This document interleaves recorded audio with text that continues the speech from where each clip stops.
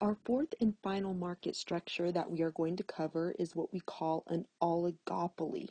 Now, just like every other market structure, the first thing we want to do is define how many firms are in the industry. In other words, what is the level of competition like? What type of product do they sell? And how easy is it for firms to enter this industry? So for an industry to be considered an oligopoly, there have to be few firms in the industry. In other words, there's not just one firm like a monopoly so that there's no competition. However, it's not like perfect competition or monopolistic competition where there's lots and lots and lots of firms competing with each other. There's just a small number of firms that produce this particular good or service. The second thing that we want to establish is what type of product does the firm sell. And this is the one industry where the product can be either standardized or differentiated. In other words, remember in a perfectly competitive market, we said it's standardized. So white rice is white rice. Consumers don't distinguish between it. Opposed to monopolistic competition, we said it's differentiated. So you can tell the difference between Lay's potato chips and Ruffles potato chips. In this industry, it could be either. My rule of thumb is that if it's a standardized product, it's usually sold in the wholesale market. So think about something like Intel microchips, something like that, where the consumer isn't the one buying it. It's actually sold to firms in the wholesale market. Whereas the differentiated product, that's the one that is sold in the final goods and services market. So again, the Intel microchips are standardized, however, they're used in computers, and computers are sold to the consumers, which are differentiated. In other words, you can tell the difference between a HP computer or an Apple computer and so on and so forth, and yet both industries are considered oligopolies. So that's generally the rule of thumb. And then the third thing we want to establish is how easy is it for firms to enter this industry. And you'll notice that I don't say that there are specific barriers like a monopoly, we just say that it's difficult. Generally, the reason why it's so difficult is because of the sheer cost that a firm would face to try to enter this industry. So think of an industry like the automobile industry, which is also considered an oligopoly. We know generally automobile companies are very profitable in the long run, so why don't more people start up automobile companies? Well, because you need billions of dollars in order to establish an automobile firm in the industry, and most people don't have that amount of financial capital to make that happen. So that's basically why just a few firms continue to exist in these industries, is because it's very difficult for additional firms to enter because of the startup costs involved.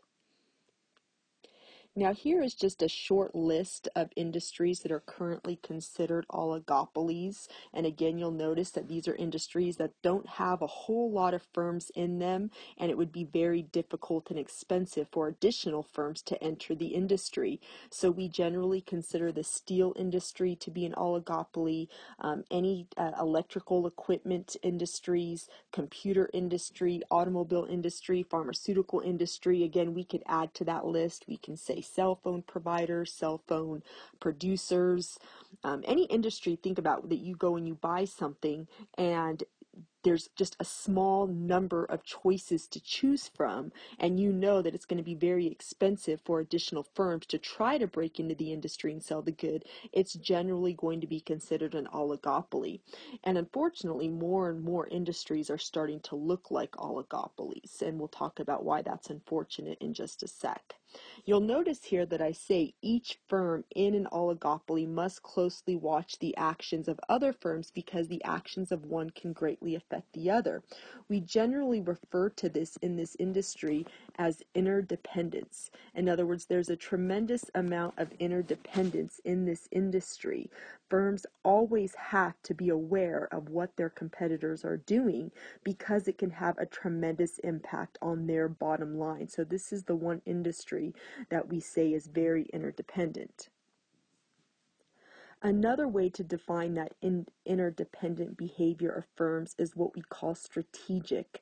And so economists increasingly refer to oligopoly behavior as strategic behavior. What that basically means is that what's best for one firm depends on what the other firm does, and of course what's best for the other firm is dependent upon what the initial firm does. So you'll notice that I state it right here.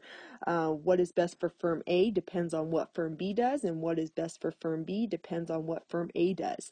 So for example, the textbook uses the example of the decision to install airbags into vehicles.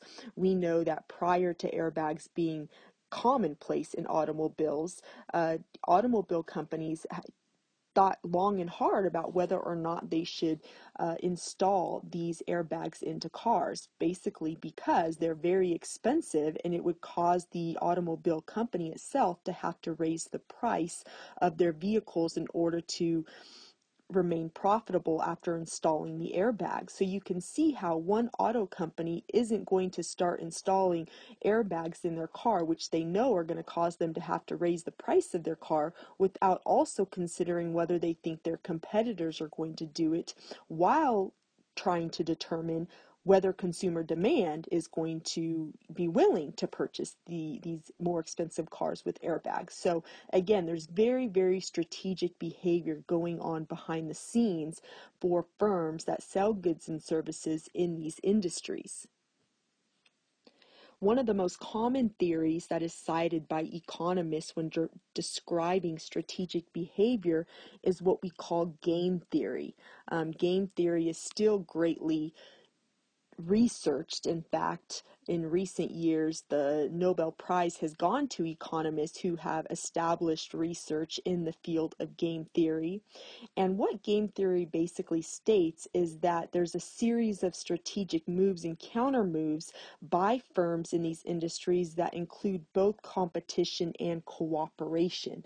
So that's the key here that we're looking at, is that if an industry was truly competitive, there would be no cooperation. In other words, you're not trying to make anything easier for the other firms. You're just strictly competing with the other firms. But because these industries tend to have above normal profits in the long run, which we know shouldn't happen if it's truly competitive, that's why economists believe that there is a certain level of cooperation taking place. At the same time, every firm is always trying to outsmart the competition.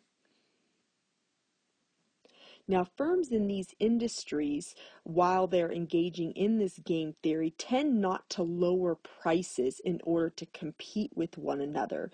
In other words, Apple's not going to want to just lower the price of their iPhone in order to sell more phones than the Samsung Galaxy. The way that they compete with each other is through constant innovation of their products. So again, think about the industries that I've stated are oligopolies: cell phone companies, computer companies, automobile companies. You notice that these particular companies come out with new models of their products on a very regular basis, because that's how they compete with each other. They're not going to just continue to sell the same model and lower the price. They're going to consistently innovate the product and introduce new and better products into the market on a regular basis. So this is how oligopolies tend to have their primary form of competition, is through innovation, trying to create the new, best, greatest product on the market that ensures consumers will continue to buy their product. Now, another model that has emerged to explain behavior of firms in an oligopoly is something that we call the prisoner's dilemma. And the prisoner's dilemma allows us to identify whether or not a dominant strategy exists for a firm. A dominant strategy is basically stating that a firm will employ a decision that produces a better result no matter what strategy the opposing firm follows. So in most cases, we're looking at it from the perspective of a firm might have two choices of what they want to do, but of course the outcome depends on what their competitor does, because they're so interdependent. So they're looking to see, is there an option I can choose that will give me a better result no matter what my competition chooses to do? Now, it gets its name from the idea of if you have two criminals that actually commit a crime together. So let's say, for example, me and my buddy go out and rob a bank, and then we end up getting pulled into police headquarters to get interrogated because we match the description of those that committed the crime. Now, of course, we know that we are not going to be interrogated together. We are going to be interrogated separately. So I face a dilemma. In other words, obviously, I only have two choices. I either confess or don't confess. However, my outcome is not dependent upon just what I say. It's dependent upon what my partner in crime says also, whether they confess or don't confess. So again, this is where we're looking for a dominant strategy. Is there a choice I can choose that will produce a better result no matter what my partner in crime decides to do?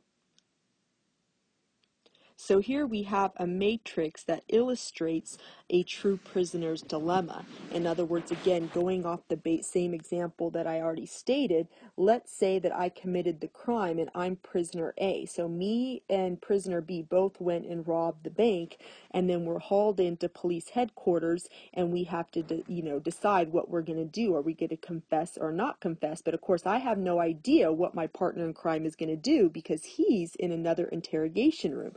So notice that again, I only have two options. I can either confess or not confess. So here's my two options. However, my outcomes are dependent upon what prisoner B does. So I have two different outcomes for each one of my choices.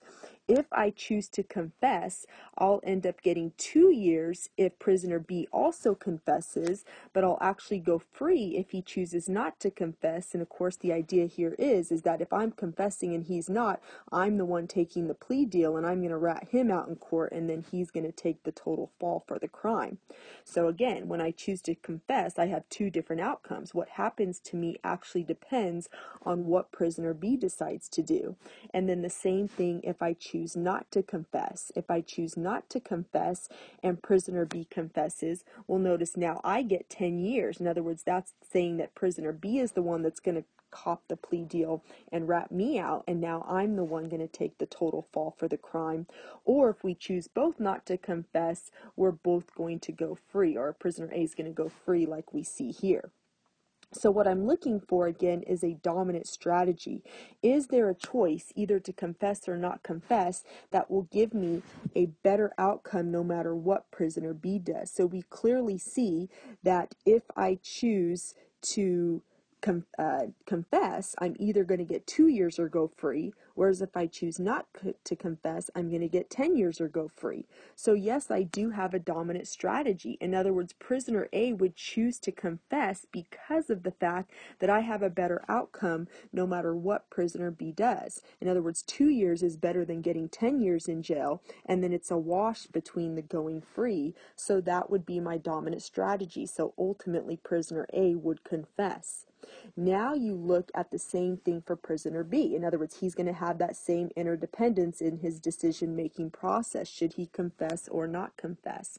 So if he chooses to confess, again, notice that he has two different outcomes. If I choose to confess also, we'll both get 2 years, whereas if he chooses to confess and I don't, he gets the plea deal and he goes free. Then we look to see if he chooses not to confess. If he doesn't confess and I confess, then I get the plea deal and he goes to jail 10 years. Whereas if he doesn't confess and I don't confess, we both go free. So again, I'm doing the same thing. Is there a dominant strategy? So we compare. If he confesses, he's either going to get 2 years or go free.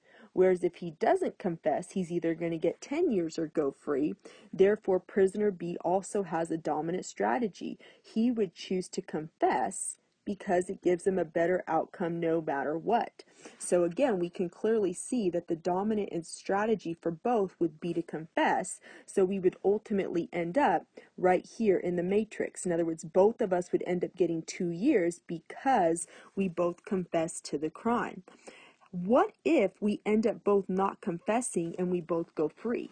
In other words, the idea is that that would only happen if there was some level of cooperation between us. In other words, if we were somehow able to communicate with each other to ensure that the other one wasn't going to rat the other one out. In other words, we know that because our dominant strategy is to both confess, there's no way that either one of us would take the risk to go to jail 10 years unless there was a certain level of cooperation taking place between us. Now let's apply that same line of thinking to an actual firm. Let's say that we have two firms that are deciding whether or not they should advertise or not advertise, and we can look and see what their profit margins are going to be depending on what decision they make. So again, for firm A, we're looking down the columns in our matrix as whether they should advertise or not advertise, and we clearly see that if they choose to advertise, they're either going to have profits of 70 or they're going to have profits of 100, depending on what firm B does, whether firm B advertises or doesn't advertise. And then we look and see what their potential outcomes are if they don't advertise. If they don't advertise, their profit margins are either going to be 40 or 80, again, depending on what firm B does. So we can clearly see that 70 is greater than 40 plus 100 is greater than 80, which means firm A's dominant strategy would absolutely be to advertise. In other words, advertising would be firm A's dominant strategy because it produces a better outcome no matter what firm B decides to do. So this is what we would do, is we would advertise. Then we look to see, does firm B have a dominant strategy? So again, we can clearly look to see what is their outcome if they advertise. They're either going to have profits of 80 or they're going to have profits of 100, depending on what firm A decides to do. And then we look to see what happens if they don't advertise. If they don't advertise, they're going to have profits of either 50 or 90. So again, 80 is greater than 50 plus 100 is greater than 90. So firm B also has a dominant strategy to advertise. In other words, they also have the same dominant strategy. So ultimately, this is where we should end up in the matrix. In other words, both firms would end up advertising, and firm A would have profits of 70 and firm B would have profits of 80. Thus, if that's not where we were producing at, if both firms were not advertising, which again we can clearly see over here, that if they don't advertise, then firm A is having profits of 80, whereas firm B is having profits of 90, so clearly they have higher profit margins, there has to be some kind of communication taking place. In other words, there has to be a way for them to communicate and cooperate because we know that that outcome wouldn't take place if the industry was truly competitive. In other words, why would firm A choose not to advertise knowing that if firm B switched to advertising, their profits would drop from 80 to 40? That wouldn't make sense. They would ultimately choose their dominant strategy. So this is a concern to economists because increasingly what we see is that industries are having market outcomes that again look more like this. In other words, the outcomes in the market are based on strategies that should not occur if the industry is truly competitive. In other words, perhaps what we think is there is a certain level of cooperation and or collusion taking place, and that's what's allowing firms to have their above normal profit margins. Now, you can also have a situation where there is no dominant strategy. In other words, in the examples that I just showed you previously, we showed that the firms did have dominant strategies. However, in not all cases will there be a dominant strategy where a firm has a clear-cut decision what they can make. However, there can still be what we call a Nash equilibrium that can occur in the industry even when there is not a dominant strategy. A Nash equilibrium is when a unilateral move by an individual firm does not make the individual firm better off. In other words, you're only going to change what you're doing if you think that you can make yourself better off. And generally in the business world, what we mean is that you can increase your profit margins. So if you're currently not advertising, you would not switch to paying money to advertise unless you thought it was going to increase your profit margins. So what we're saying is that when a firm is producing at a point where they can't change what they're doing to increase their profit margins or make themselves better off, they would have no incentive to change what they're doing, and that's what we refer to as the Nash equilibrium. Now here I've created a matrix for two hypothetical competing firms. In other words, let's say that in a small town we have both what's called Joe's Pizza and we have Jan's Pizza, and let's say that they're competing with each other for business in this small town. Now of course notice that I have C's and DC's next to each choice they can make, and so the C refers to if they choose to hire cleaners and keep their businesses clean, versus DC stands for if they don't clean. And then we can see what their profit margins are going to be depending on whether they are cleaning or not cleaning their businesses. And so again, just like in the previous example, we see that their outcome depends on what the other firm chooses to do also. So notice that if Jan decides to clean, her profit margins are either going to be $1,000 or $7,000 depending on what Joe does. And if she chooses not to clean, her profit margins are either going to be $500 or $5,000. So again, what we're comparing is like this number to this number and this number to this number. In other words, does she have a dominant strategy? And clearly she does, because if she cleans, she'll have profit margins of $1,000 if Joe's Pizza cleans, whereas if she doesn't clean, she'll only have profit margins of $500. So she's clearly better off choosing right here. And then we look and see what happens if Joe's Pizza doesn't clean. If he doesn't clean, her profit margins will increase to $7,000 if she cleans, whereas if she doesn't clean, her profit margins would only be $5,000. So again, she would choose to clean. So we clearly see that Jan has a dominant strategy. In other words, she would ultimately choose to clean because it produces a better outcome no matter what Joe's decides to do. And then we look at the same thing for Joe's Pizza. So this is going across the matrix. In other words, if Joe's decides to clean, he's either going to have profits of 1,000 or 700, and if he chooses not to clean, he's going to either have profits of 500 and 5,000. So again, what we're doing is comparing this number to this number, 1,000 to 500 and 7,000 to 500, to see whether or not he has a dominant strategy. And so we clearly see the same thing. In other words, he clearly has a dominant strategy. In other words, 1,000 is greater than 500 and 7,000 is greater than 5,000. So his dominant strategy also would be to clean. So in other words, if they're both choosing to clean, then that means we ultimately end up right here in the matrix. They both should be having profit margins of 1,000. If they are producing over here, in other words, if they're both producing where they're not cleaning and having profit margins of 5,000, that's when they know that there has to be some level of cooperation taking place, because if the industry was truly competitive, that wouldn't occur, because they can both make themselves better off by changing unilaterally, which again pushes us back to this position right here, and that's where we would be in that Nash equilibrium. Remember, Nash equilibrium occurs where one person can't change what they're doing to make themselves better off. So in other words, if Jan is currently cleaning and she switches to not cleaning, notice all that happens is her profits go from 1,000 to 500. So she would have no incentive to do that, so she's just going to continue to clean.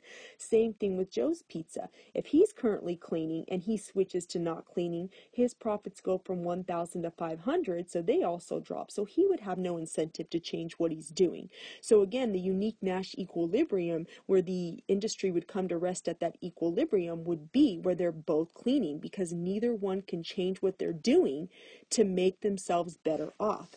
Notice that if there is no cooperation, then this is why they should never end up right here where they're both not cleaning. Because think about it. Let's say I own Jan's Pizza Place right now. I'm not cleaning and I'm making $5,000 a month. I can clearly see that if I decide to clean while Joe's Pizza continues to not clean, I'm going to increase my profit margins. I'm going to go from having 5,000 to 7,000, so I would have an incentive to change what I'm doing. In other words, the industry is not in equilibrium where they're both not cleaning, because both of them have an incentive to change what they're doing to make themselves better off. So I would ultimately switch to cleaning because my profit margins would go from 5,000 to 7,000. $7,000. At the same time, Joe would do the same thing. In other words, he clearly sees that if I continue to not clean, but he switches to cleaning, his profits would increase to 700. So of course, all that means is that if we both switch from not cleaning to cleaning, we'll end up back in our equilibrium point right here, where we're both cleaning and we're both having profits of 1,000. But again, as I stated before, what we're increasingly seeing is industries having profit margins that look more like this over here, which means there has to be cooperation taking place. So now we need to know, what is it that firms are doing to cooperate with each other in the industry?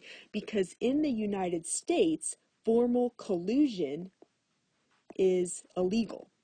In other words, firms can't have formal agreements between each other to make business decisions with the intent of purposely increasing their profit margins. In other words, they can't raise prices purposely to increase profit margins. So collusion is illegal. So what is it that firms are doing that allows them to get away with these cooperative market outcomes?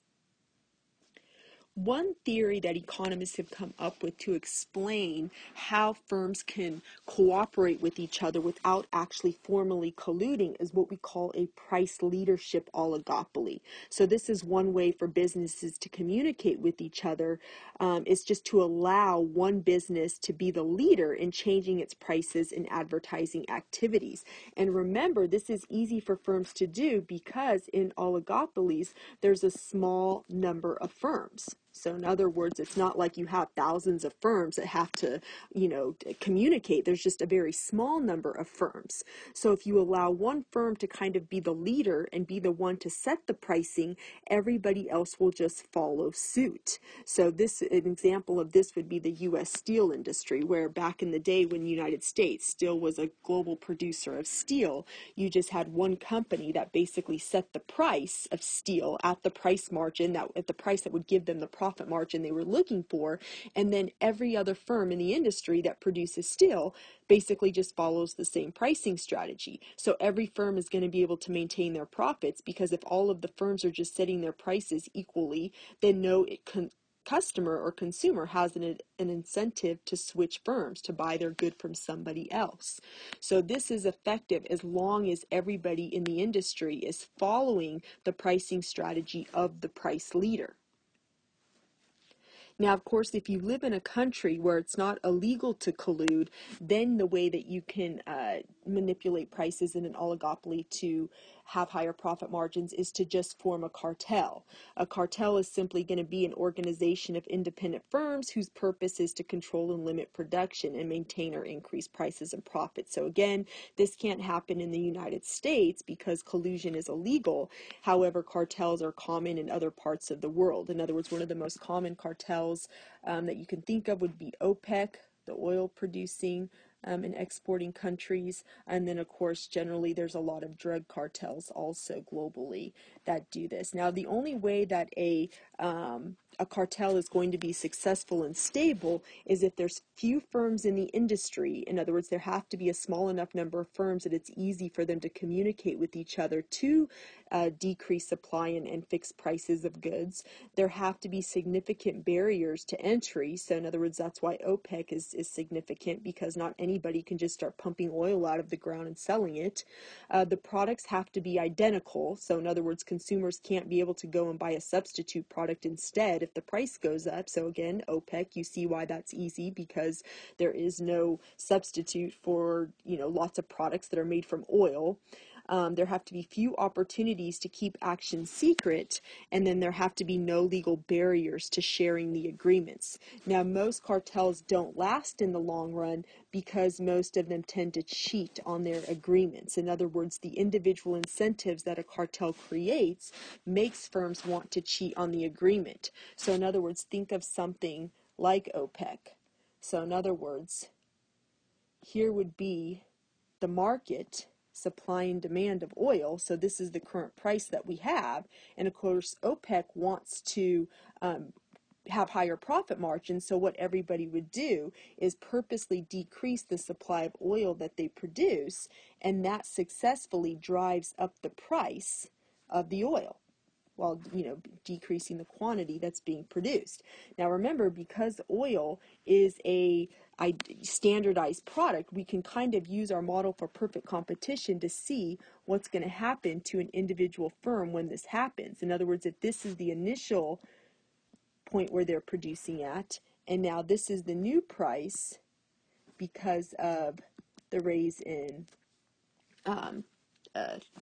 the decrease in global supply to drive up the price, we know that it gives the individual firm an incentive to actually increase the quantity they produce. In other words, here's the quantity that they're producing as they decrease their supply. As the price is driven up, that gives them an incentive to increase the quantity supplied, opposed to keeping their quantity right here. So as firms have that incentive to cheat on their agreement, in other words, they want to increase the quantity they supply, that will actually cause the global supply curve to then shift back down, which is why, again, we say most cartels fail in the long run, because individual firms now have an incentive to cheat on their agreements and increase their supply. And then the last two theories that economists have come up with to describe how oligopolies are able to maintain higher profit margins without formally colluding are what we call facilitating practices. So this is where, again, they're not formally colluding with each other, but they are figuring out a way to cooperate with each other informally that allows the firms to have above normal profit margins. And the two most common facilitating practices are cost plus markup pricing, and then what we call the most favored customer policy. So if a firm is doing a cost plus markup pricing strategy, what they're doing is all of the firms in the industry get the same wholesale product, so they pay the same wholesale price.